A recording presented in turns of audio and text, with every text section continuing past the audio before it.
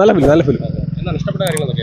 ഇഷ്ടപ്പെട്ടെന്ന് വെച്ചാൽ ഒരു ജാതി മതം ഭേദമില്ലാതെ എല്ലാവർക്കും ഈക്വലായിട്ട് സിനിമ കാണാൻ അത്രേ ഉള്ളൂ. രജനീകാന്ത് നല്ലൊരു ക്യാരക്ടർ ചെയ്തു സൂപ്പറായിട്ട്. കുറച്ച് മാസം കൊണ്ട് രജനീകാന്ത് നന്നായിട്ടുണ്ട്. കുറച്ച് റോളും ഉണ്ട്. അല്ലാതെ മൂവിയിൽ എടുത്തു പറയാനൊക്കെ ഒന്നുമില്ല. ആ മെസ്സേജ് അതല്ല, അത്ര ഹൈ മൂവിയല്ല, സാധാരണ ക്ലീഷേ. അതൊരു മതസൗഹാർദ്ദത്തിന് എല്ലാ സിനിമകളും കാണുന്ന പോലത്തെ ഒരു ക്ലീഷയാണ്.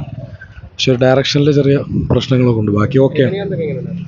രജനീകാന്ത് ഫുൾ അപ്പിയറൻസ് അല്ല, എന്നിരുന്നാലും ഒരു രജനി പടമല്ല. നമ്മുടെ സൊസൈറ്റിക്ക് ഇപ്പോൾ കൊടുക്കാൻ പറ്റുന്ന നല്ലൊരു ഗുഡ് മെസ്സേജാണ്. ഒരു പൊളിറ്റിക്കൽ ഡ്രാമയാണ്. നല്ല രസമുണ്ട്. ഇങ്ങനത്തെ പടങ്ങളിലൊക്കെ നമ്മുടെ സൂപ്പർ സ്റ്റാർക്ക് ആ സ്റ്റാർഡം കളഞ്ഞിട്ട് വരുന്നെന്ന് പറയുന്നത് നല്ലൊരു തീരുമാനമാണ്.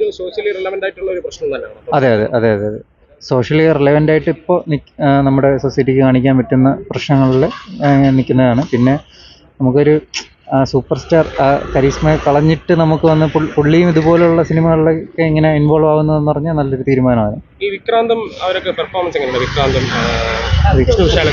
വിഷ്ണു വിശാലാണ് ത്രൂ ഔട്ട് ഉള്ളത്. പുള്ളിയുടെ നല്ലൊരു പെർഫോമൻസ് ആണ്. വിക്രാന്ത് കുറച്ചേ ഉള്ളൂ, എങ്കിലും എല്ലാവരും നന്നായിട്ട് ചെയ്തിട്ടുണ്ട്. നമുക്ക് പെർഫോമൻസിലുപരി ആ സ്റ്റോറി നല്ലൊരു ഹിറ്റ് പ്രതീക്ഷിക്കാം. നല്ലൊരു ഹിറ്റ് അതിന് എല്ലാവരും കണ്ട്. കാരണം ഒരു ഭയങ്കര കൊമേഴ്ഷ്യൽ എലമെൻ്റ് ഉള്ള പടമല്ലല്ലോ. അതുകൊണ്ട് എനിക്ക് ഹിറ്റാവുമോ അല്ലോ എന്നുള്ളൊരു ചെറിയൊരു പ്രതീക്ഷ. കാരണം കൊമേഴ്ഷ്യൽ എലമെൻ്റ് ഉള്ളതല്ലേ കൂടുതലും ആൾക്കാർ ശ്രദ്ധിക്കുകയുള്ളൂ. പക്ഷേ എല്ലാവരും കയറി കണ്ട് വിജയിപ്പിക്കണമെന്നാണ് എൻ്റെ ആഗ്രഹം. അത് നമ്മൾ ഇന്ത്യക്കാരാന്ന് അറിയിക്കുന്നു. ഹിന്ദു രജനീകാന്ത് അല്ല, പടം മൊത്തം എല്ലാവരും അടിപൊളി.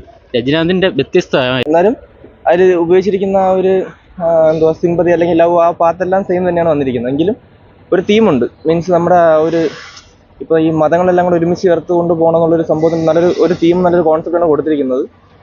ഒരു കുഴപ്പമില്ല, തിരക്കില്ലാത്തൊരു വൺ ടൈം വാച്ചബിൾ മൂവിയാണ്. വേറെ പ്രശ്നമൊന്നുമില്ല, കണ്ടുകൊണ്ടിരിക്കാം. പിന്നെ രജനീകാന്തിൻ്റെ ഒരു മാസമൊന്നും പ്രതീക്ഷ വരണ്ട. ഒരു മാസ പടമൊന്നുമല്ല, തീമുണ്ട്.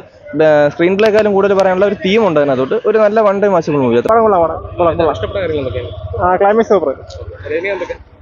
അഭിനയങ്ങൾ. പക്ഷേ ഇതിൽ മറ്റു രണ്ട് പിള്ളേരുണ്ട്. അവരെ പേരെനിക്കറിയത്തിൽ രണ്ട് പുതുനടന്മാരാണ് തമിഴിലുള്ളത്. അവർ രണ്ടുപേരും നല്ല അഭിനയമാണ്.